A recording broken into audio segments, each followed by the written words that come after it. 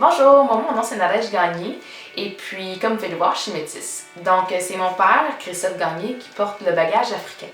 Bonjour. En 1998, mes parents avaient décidé qu'il était temps qu'on aille rendre visite à la famille, à mon père au Bénin. Donc au début du voyage, j'avais 3 mois et à la fin, quand on est revenu, j'en avais 6. Donc une bonne partie de mon album de bébé avait été composée d'images qui avaient été prises au Bénin. Et puis, ça m'a porté à chercher à vouloir les imiter quand j'étais jeune.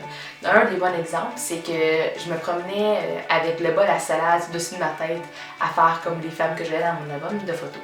Dès un jeune âge, j'ai essayé de trouver mon identité béninoise à travers des aspects culturels que je pourrais m'approprier pour me sentir à la fois canadienne et béninoise. À travers les années, on a tenté de retourner au Bénin pour rendre visite une fois de plus à la famille, mais sans succès. À 18 ans, je me suis donné un délai de 1 an pour faire les démarches nécessaires pour pouvoir y aller.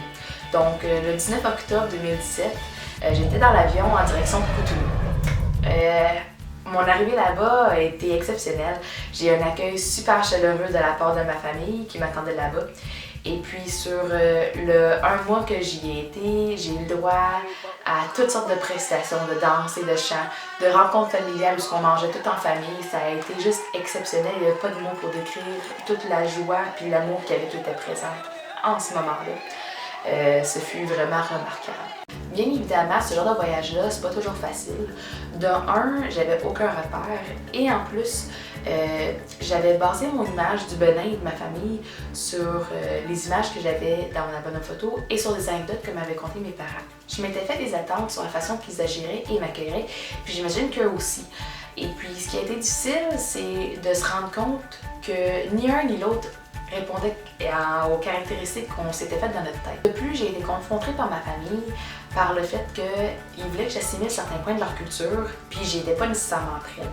Donc, j'avais comme un peu l'impression de les décevoir parce que j'étais comme pas assez béninoise pour eux, si vous comprenez.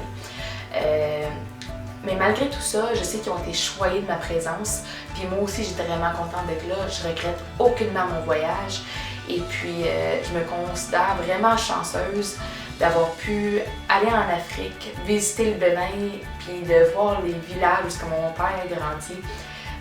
C'est fou de penser que je suis retournée à la source, que je suis retournée dans mes racines, puis que je me suis retrouvée chez moi. Bienvenue!